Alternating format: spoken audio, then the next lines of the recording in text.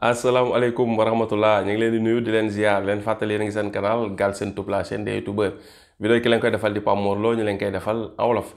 Vidéo tey bi nag day ñëw ci li nga xamante ni moom mooy bloquer wala filtrer ay publicité yi war a daw ci sa chaîne YouTube. Voilà ki tax ma def ko nag membre la ci communauté bi membre ci YouTube solution Elite Gold dafa ma contacté muy Mamadou ne ma man daal dafa am YouTube ay publicité yu ciy daw. yoo xam ne boo moytul daal boo moytul est-ce que su fekkee loolu kese nga mën a gagné xaalis ci YouTube daal est-ce que kon du ma bàyyi monétisation YouTube bi ma ne kon non YouTube du loolu kese nga ci mën a gagné xaalis mën nga ci gagné xaalis façon yu bëri maanaam monétisation comme nga am seen YouTube rek am 1000 abonnés 4000 heures activer monétisation comprendre YouTube di dawal ay publicité di la fay loolu mooy monétisation de base mooy li gën a basique ci monétisation. léegi nag seen YouTube façon yu bëri la ko nit yaakaar naa waxoon nañ ci ay vidéo yu bëree bëri ci ay affiliation ak ci ay placement de produit ak ci ay nga yow ngay def sa bopp directement publicité et cetera ak ngay jaay comme nga utiliser di jaay ay formation et cetera lu baree bari nga ci mën a gagner xaalis voilà dugal ay vidéo yoo xam ne da ngay def communauté nit ñi dañuy abonné ci YouTube bi di fay par weer pour mën koy suivre yooyu yëpp am na mais nag yu ci baree bari dafay desee dox fii comme monétisation de basique bi nag moom foo munti nekk soo amee su dee dëkk ba éligible rek mun nga ko monétiser di gagner xaalis comme fii muy kaaw fii ci Sénégal voilà. ma ne ko nag man bu doon maayo du ma def noonu ma ne ko nag parce que YouTube pour ñaari raison ma ne ko benn bi mooy maanaam affaire itam léeg-léeg doo ko yenu bu mu ëpp sinon da lay indil jafe-jafe quoi. soo bëggee ne non YouTube dama ci gis ay publicité yoo xam ne daal dëppoowul ak sama gëm-gëm daal dëppoowul ak diine kon damay bàyyi YouTube non loolu dafa yomb loolu mi ngi mel ni nga sang liir ba pare léegi liir bi ak sangit bi ak cangit bi muy ndox mi yëpp ñu ngi ci paan bi nga booli yëpp tuur noonu lay demee déedéet ngay seppi liir bi soo ko tuur ndox mi nga ko doon sangee voilà. YouTube tam noonu la maanaam dafa am lu la si déranger da ngay xool loolu noo koy dindee loolu mooy vidéo tay bi dinañ leen wan nan nga mën a filtrer donte nag ma ne ko peut-être boo seetloo bu baax ma ne ko pour nga dugg ci YouTube léegi gis publicité bu normal lu jafe la à part publicité carte yi waaye yeneen façon publicité yu bëri yu daan daw ci YouTube ma ne ko yu bëri boo seetee dawtuñu parce que YouTube si boppam léegi booy lancer YouTube ads yow ngay lancer pour def publicité pour fay YouTube publicité buñ ko càmbaree buñ ci gisee dara loo xam ne des fois àndul ak seen règlement publicitaire rek dañ koy rejeter. ñu bëri dañuy lancer ay vidéo publicité mais du jàll parce que du respecter règlement parce que publicité itam YouTube nekkul ñu rek ku nekk lu la neex nga indi muy Google lu la neex nga indi rek ñu publicité la fonctionné wul noonu dañ ko réglementé te dañ ci strict voilà loolu tam mooy li si am. ma ne ko YouTube boo seetloo publicité yi ngay seetaan maam bu nekk publicité yoo xam ni yu garaaw la ci yoo xam day heurté si wàllum diine ma ne ko mi ngi am mais bëreetul voilà ma ne ko à part man ay cartes yi. ak peut-être ay surtout rencontre wala yi demee noonu si te yooyu tamit c'est am na maanaam munoo koo blâmer 100% parce que ça dépend voilà comme affaire tam weexul tàllu ñuul kukk quoi gën a complexe noonu voilà parce que tamit léeg-léeg mbir dina am maanaam dina am lu muy nekk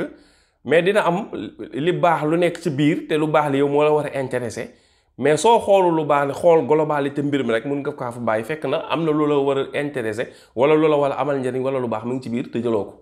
comprendre noonu la beneen mbir tam même chose di nekk nii comprendre nga mënul lu baax nga jël ko gàddu fekk am na luy ñuul ca biir te xooloo ko voilà moo tax yooyu di settantal da cee baax voilà. si kanam tuuti dañ dem ci ordinateur bi wala nag ni ngay defee loolu ni ngay filtrer li nga xam ne mooy façon publicité yi nga buggul ñu daw ci sa ay vidéo bu ko nit ñi di seetaan. léegi nag liy daw biir YouTube yow loolu mënoo si dara mooy yow boo duggee YouTube di seetaan vidéo yi nga cliquer di leen seetaan te loolu ñëpp importance mooy vidéo yi nga cliquer di leen seetaan YouTube di ci dawal ay publicité yow contrôlé woo ko loolu boo ko bañatee gis da ngay bañatee dugg YouTube. voilà su fekkee da ngay seetaan TFM te bëggoo faa gis publicité Adja wala publicité Orange da ngay bañatee seetaan TFM parce que dañ koy publicité parce que ñoo leen di fay comprendre nga noonu la soo bañatee gis publicité moom fépp fu ñu koy affiché da nga fay bañ a dem. mbedd yi da nga fi bañ a jaar parce que panneau publicitaire dañ ciy affiché di nga panneau yi si dëkk bi yëpp régie publicitaire yi ko moom dañuy affiché ay publicité ñu leen di fay rajo yi dañuy dawal ay publicité lu bëri ci àdduna bi publicité moo koy doxal parce que noonu la àdduna di fonctionner léegi nag yaay xool yow li nga ciy jël ak li nga ciy bàyyi voilà loolu moo waral vidéo tay bi Mamadou loolaa ko xool ma ne ko daal da ngay comprendre ni mi ngi mel ne rek yow soo ne woon tey maanaam dootuma jaare si tali bu gouvernement def duma si jaar hôpitaux yi fi gouvernement bi def dootuma ci faju école yi sama doom du ci jàngi ñun la lu tax nga ne parce que gouvernement bi li muy liggéey lépp xaalis LONASE da ci dem te LONASE dafa araam loolu yaa xayti doo dem du sotti voilà nga ne parce que gouvernement bi ñoom moom LONASE carte dafa xaraam te dañ fay am ay bénéfice yooyu fu muy dugg ci keesu état bi lay dugg état bi lu muy liggéey xaalisu LONASE da ciy dugg comprendre nga voilà léegi nga ne xaalisu LONASE bi dugg na ci gouvernement bi di def yëpp lépp lu état bi defet du ma ko laal parce que xaalisu LONASE dugg na ci voilà loolu xam nga du champ boo xam ne yow loo contrôler comprendre nga YouTube tam même so boo duggee YouTube di seetaan vidéo yi daw publicité yi daw ñëpp important te contrôler woo leen yow dugg nga cliquer tak di seetaan vidéo benn publicité ne jaar yi daw publicité boobu yow mënoo si dara voilà comprendre nga loolu mooy li si am léegi nag ba dee ci sa chaîne YouTube yow foofu nga amee tuuti marge de manœuvre mooy sa chaîne YouTube bopp comme fa ngay gañee xaalis maanaam yow ay nit ñi ngi seetaan sa vidéo boo def te bëgg nga nit ñooñu publicité biy daw bañ koy seetaan ba tax maanaam yow nga mën a encaisser da nga bëgg mu nekk publicité da yow lu la arrangé loolu si ngay mën a amee tuuti marge de manœuvre bu def ay réglage voilà mais bàyyi xel bu baax a baax YouTube si boppam bëri na façon publicité yoo xam ne yu ñàkk normal yoo xam ni léegi mënatoo ko gis si YouTube muy daw lu bëri ci loo xam da ngay dugg ci ay site yoo xam ni site normal la benn nit moom di def lu ko neex léegi la nga dugg ci ay site yoo xam ni site yu téléchargement yi la gën a bëri nga gis ay publicité yoo xam ne yu doy waar yu ñàkk teggi ne ñoo ciy daw wala ay pop-up jékki-jékki rek benn page ubbeeku nga xool yu garaaw di ci génn te ñooñu dañoo fay ñu defal leen publicité mais site yooyu ay nit a ko moom nii def ci seeni publicité bopp leen neex lañ ciy def mais YouTube nga xam ne maanaam entreprise mondiale la boo xamante ni dafay règlement dañ ko tënk façon publicité yu bëri dañ koy gis internet bi te doo ko gis ci biir YouTube voilà léegi nag tubaab yi seen dëkk yi carte dañ ko fay def comme fii tam carte dañ ko fay def voilà comprendre que voilà ay publicité sàngara man du ma ko gis ci YouTube néew ma awul mais gisuma ko ci YouTube publicité carte laa ci gis ak publicité des fois ay rencontre wala yenn affaires yi demee noonu voilà yooyu daal bëri na ci YouTube mais li gën a bëri am importance mooy publicité yoo xam ne affaire business la ñuy am ay entreprise wala ñuy jaay dara publicité yooyu ñoo ëpp doole 90% publicité yi daw ci YouTube ay publicité yu normal la yoo xam ni du lu diine tere parce que affaire liggéey la affaire business la comme ça dara bëgg mu siiw la dina si am nag benn yoo xam ne toujours voilà mooy loolu comme publicité yi nga xam ne ay carte ak jeu en ligne jeu de hasard yi waaye te yooyu moom vraiment baaxul mais nag am nga possibilité bu nekk ko ci sa chaîne YouTube pour mu bañ daw loolu moo waral vidéo tay bi mi ngi mel ni nga am compte bancaire rek compte bancaire bi ñu lay nga fay denc xaalis chaque année banque bi am lu mu la versé ne lii mooy intérêt yi nga ci am maanaam banque bi jël nañ xaalis bi nga doon denc dem liggéey ci liñ ci gagné ñu jox la ci sa wàll te xam ku nekk xam na ni intérêt dafa aram ci diine comprendre comme musulman nga kon waroo ko mun lekk doone damay tëj compte bancaire bi damay jël sama xaaj tëj compte bi déedéet intérêt bi ñu la fay tegal coppati ko moom nga dem jox ko koo xam ne soxla na ko jeex na yow bu ko lekk intérêt bi si yow la aram voilà yow sa xaalis da ngaa denc ci banque bi généré nañ ci intérêt jox nañ la intérêt bi aram na la yow pour nga lekk ko bu ko lekk waaye bu ko bàyyi ak banque bi jël ko nga dem jox ko keneen ku ko soxla voilà wax ji jeex problème bi réglé léegi nga continuer garder sa compte banque bi continuer di def li muy def te doo ci am benn bàkkaar voilà aussi simple que ça affaire léegi-léeg da ngay xool parce que yàlla tamit tëjul buntu tëj parenthèse ne ràpp nit ñi ci benn néeg boo xam ne amoo sax aération déedéet deful loolu voilà teg na ay garde-fou pour nit ñi bañ a tarxiis kese lay moo tax mu teg garde-fou yi mais deful loo xam ne dafay tëj nit ñi prison duñ dund non loolu ku ko dundee rek yaa bëgg a tëj sa bopp ci maanaam dafa am ñoom ñoo jël diine emprisonné seen bopp ci diine loolu boo ko defee yow sa problème yaa jël diine def ko prison dugg ci tëj sa bopp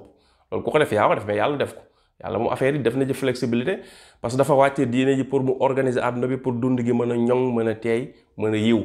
ñëpp dund si jàmm dund si sutura dund si teraanga dund ko teey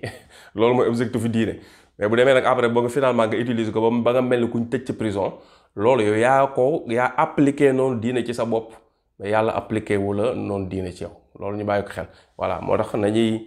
am sens de la mesure loolu dafa baax ci lépp voilà mooy diggu dóomu dafa baax ci lépp voilà léegi nag ñu dem ci YouTube wala leen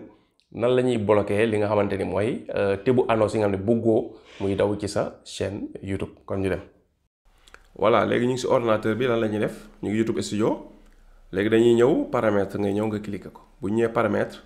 ñu ñëw après catégorie d'annonce bu ñu ñëwee catégorie d'annonce am nañ ñetti option yu muy jox pour blocage bu njëkk bi mooy URL mooy nga bloqué par lien publicité bi ngay dugal fii lien publicité nan nga ko mën a xamee mooy vidéo ba munti seetaan ci YouTube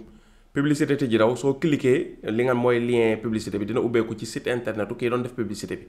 nga copier lien bi pour mën ko ajouter fii wane ni publicité bi bugguma ko muy daw samay vidéo comprendre c'est très simple noonu nga koy xoole publicité boo mënta gis muy daw ci YouTube te yow buggoo su nit di seetaan say vidéo publicité boobu di ci daw nga jël lien bi nga bloqué ko ci sa chaîne su ko defee publicité boobu dootuñu ko dawal yow ci say vidéo voilà loolu mooy objectif n'est-ce pas voilà nga bàyyi xel nag day affecté ay revenu tamit voilà moo tax da ngay bloqué exactement rek yi nga xam ni jàpp nga ni lii moom dëppool sa principe bi nga xamante ni bu soit nga teg ko ci diine wala nga teg ko ci leneen lu mu mun ci nekk li nga bëgg a bloqué mu dem mu nga yem rek ci li nga bëgg a bloqué juste voilà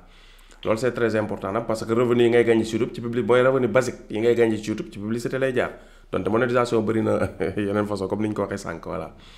léegi nag bu ñu defee lii lan la ñuy def dañuy dem jëli suñu publicité par exemple mi ngi mel ni doon nañ seetaan benn vidéo léegi benn publicité daw na ci lii nag exemple la bloqué wuñ publicité bi exemple la rek voilà léegi publicité bi doon ci yow publicité bi di publicité loo xam ne daal ñun jàpp nañ bokkul ak suñu éthique wala dëppool ak suñu gëm-gëm ci diine comprendre que te bëgguñu muy daw suñu ay vidéo ñun yi ñu defar c'est très simple da ngay cliquer publicité bi rek publicité bi moo nekk nii moo nekkaan ni ji nga à droite léegi-léegi nag publicité bi ñu la defal ci vidéo bi bu dee ordinateur ak publicité bi ñu affiché à droite mën na bañ a bokk mën na nekk fii beneen publicité lañ fi affiché mais li gën a bari su dee ki dawal fi publicité am na version beneen version boo xam ne da ko dugal pour boo xam du tege ci kaw vidéo kese dañ koy indil fii à côté voilà léegi nag ñaari publicité yëpp affiché seen ay revenu day impacté ci sa monétisation waaw moo tax mun nga vérifier fii mun nga vérifier boo gisee publicité bi ak bi bokkuñu boo cliquer bii après nga ñëw cliquer bii mais nag mu nekk publicité yoo xam ni warul daw ci say vidéo nga bàyyi ci xel nag voilà doo def rek publicité boo gis rek ñëw dugal ko bloqué ko su dee loolu ko soxlu ngay monétiser voilà léegi nga ñu ñëw fii cliquer fii dafay mel day jaay ay billets benn match basket voilà bu fekkoon nag exemple la nag parce que ay match basket moom du am problème pour mu daw sa chaîne léegi ñëw nga cliquer nga ci publicité bi yóbbu na la ci site annonceur bi léegi nag yow site annonceur bi ci boppam moom nga kii annonce yu muy defati yow bu mu daw sa biir kii li mën nga cliquer lien bi ci kaw nga njëkk koo dugal lien bi nag des fois mu nekk lien boo xam mën nga ko dugal si YouTube des fois mu am problème soo amee problème racine bi rek ngay dugal loolu dañ leen ko wan nga cliquer nii def li nga xamante ni moom mooy copier nañ lien bi léegi lu ñuy def dañuy demaat li nga xam ne mooy suñu page léegi dañoo bëgg a bloquer publicité mais par lien nga xam ne bépp publicité bu ñu defati boo xam ne ci lien bee la war a yóbbu rek publicité boobu dootu daw suñu ay vidéo voilà su ko YouTube détecté du ko defal léegi ñu coller ko fii coller bi nag clic droit coller même chose la rek damaa def CTRL V voilà léegi bu ñu ko coller fii lu ñuy def ñu def bloquer gis nga des fois mu def rouge parce que lu tax lien yi publicité da nekk lien yu gudd ba mu ëpp léegi lu ñuy def mooy dañuy dem xooli racine bi maanaam site bi nga xam ne moo dugal publicité bi site baa ngi nii https/ di nga bal ci ticket maanaam benn site buy jaay ay ticket la pour match basket bi nga xam ne moo war a daw voilà léegi ñun mën nañ ñëw ñu def ko nii ñu supprimer lii voilà bu ñu supprimer léegi publicité bu ñuy defate rek bu ko defee du daw fii si site bi mais nag nga bàyyi xel comme lii site la boo xam ne site bu buy jaay ay ticket la bii da xam nga exemple bi ñu jël du exemple bu baax dëgg parce que tombé wu ma ak publicité boo xam ne bu ñu war a bloqué parce que yooyu publicité yooyu itam dañoo bëreetul ci YouTube parce que YouTube façon publicité yu bëri nangootu ko comme ni ñu la ko waxee sànq loolu mooy problème bi voilà léegi site bi par exemple di jaay ticket mais ticket lii muy jaay bi mu publicité bi mu def tey bañ maa arrangé léegi may ñëw di bloqué ma bloqué site bi soo ma bloqué site bi bépp publicité bu mu defati du daw samay vidéo même bu defee publicité bu baax loolu tamit ñu préciser la ko nga xam ko voilà léegi après li ngay def mooy cliquer fii bloqué léegi nag nii nga koy toppoo may na la nga mën fi dugal ba 500 liens yoo xam da nga leen bloqué maximum comprendre que voilà soo demee nag ba nga xam ni peut-être site bi dawalatul publicité yu garaaw gis nga ni moom publicité yi ngay gis yeneen vidéo yëpp daanaka du lu garaaw comprendre bu boobaa boo koy débloqué fi ngay ñëw nga def débloqué comprendre nga jeex na léegi nag beneen option bi mooy catégorie sensible man presque samay blocage fii fa laa ko def voilà parce que catégorie sensible mooy yi nga xam ne dafa xaw a garaaw tuuti yi nga ay alcool yi nga man damaa def bloqué par défaut sax YouTube da koy def bloqué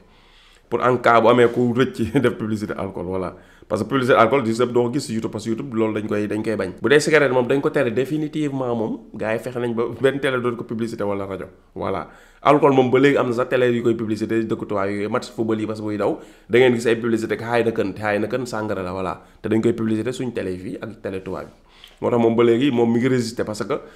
industrie la boo xam ne ñi nekk ci ginnaaw dañu am doole moo tax muy résister voilà mais muy nii alcool mun nga cliquer fii bloqué fii mu def devenir riche non foofu jarul bloqué voilà intervention cosmétique et modification corporelle mun nañ bloqué publicité mooy ñuy dem di modifier seen yaram yi dafay opération ñu leen di changer ay hanche ak ay ween ak ay yu ma xamul yu fu def yooyu quoi voilà boo bëggul mu daw say vidéo nga bloqué voilà jeu de casino bëgguma ko mooy comme ay xbet ak yooyu bloqué naa ko voilà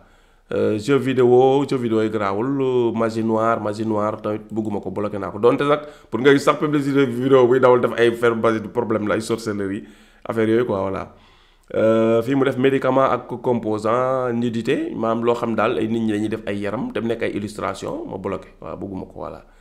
politique garaaw donte mun nañ ko bloqué ne politique ñu ne fenn rek la ñuy def voilà mais mun ne bàyyi leen fii garaaw comme tam suñu nattu lañ tamit voilà. référence sexuelle bloqué voilà régime amaigrissement mooy kuy jaay produit yoo xam day jeexalaate affaire u diine comprendre nga voilà rencontre et cetera. Sexualité santé sexuelle et procréation bii bu la nee mën nga bañ a bol du lu garaaw trop ci affaire santé sexuelle parce que loolu am nit ñi war a xam la voilà. Sensationnalisme mën nañ ko bloquer parce que yii tamit affaire la yoo xam ni mën na bañ a éthique trop quoi damit waaw mais mu ko teg ci i bi toujours mu indi la détail termes yi li muy tekki et cetera mais xam naa ni léegi la ñu roof ci lu baaxul quoi voilà. Utilitaire téléchargeable mën nga bàyyi noonu comprendre nga léegi bu ñu paree ñëw catégorie si topp yaa xool nag man damaa xool yi ma arrangé ma wal la fii rek bloqué de voilà. léegi fii moom par groupe la ko def boo ñëwee fii par groupe la comprendre comme boo defee nii dafa lay ne actualité livre ak publication soo bëggee lépp lu dugg ci actualité livre publication nga bloqué ko nga ñëw fii cliquer bloqué su dee bëggee bloqué la ni yëpp doo nga bàyyi nii su dee da nga bëgg a tànn nag nga ñëw cliquer flèche bi fii ci suuf parce que bu ñu def flèche rek dafa am ay sous catégorie yu nekk ci suuf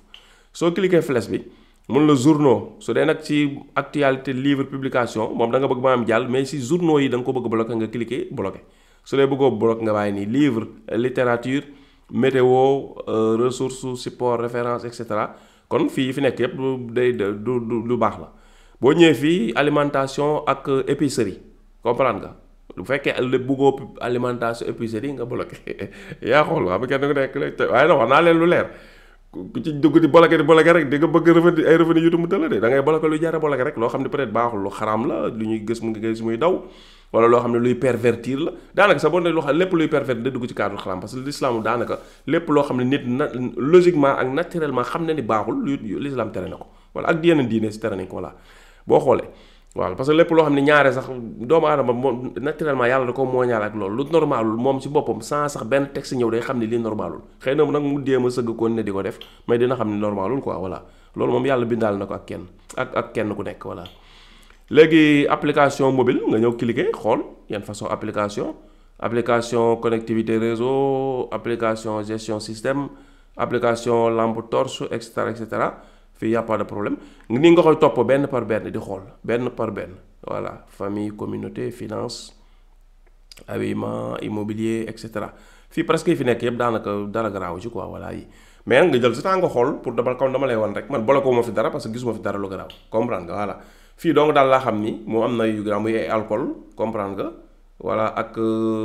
intervention cosmétique ñi opérer seen yaram yi publicité yi bëgguñu ko ak casino ñaari moom ñoo ci ëpp sax importance muy alcool ak casino jeu de hasard yi waaw ñaari ñoo ci ëpp importance parce que yeneen sax mën nga ko def publicité du ndaw mais casino moom day daw ba léegi alcool moom du daw gisuma ko muy daw ci YouTube man bu suma dugg YouTube gis ci publicité alcool ci télé rek laa ko gis ci match football yi voilà mën naam nag mu am mais gisuma ko waaw gisuma ko ak amul nag bokkul voilà loolu la léegi boo paree si loolu la ngay def dugg nga fii dugal nga URL bi ba intéressé collé nga ko wan nañ la dañ koy collé wan nañ ñu koy dindee fii wan nañ la li nga xam ne noonu ngay bloqué ak débloqué nii rek ngay def débloqué mu deñ bloqué débloqué voilà jeex na fii wan nañ la même chose da ngay bloqué groupe lëmm wala nga dugg ci groupe bi di seppi benn par benn soo paree ci loolu yëpp nag après nga def enregistré voilà jeex na day enregistré wu léegi li nga enregistré foofu moom mooy continuer ci li nga xamante ni moom mooy sa chaîne YouTube ni mooy ni nga xamante ni noonu la ñuy bloqué ak di débloqué ay publicité ci sa chaîne kon ñu ngi leen jox rendez-vous vidéo bii di ñëw incha allah rabbi jërëjëf. I don't ever slow up, no I don't take shit, I got no love for the fakeness. If you wanna play tough and wanna hate this, I'll always show up. I don't ever slow up, no I don't take shit, I got no love for the fakeness. If you wanna play tough and wanna hate this, I'll always show up.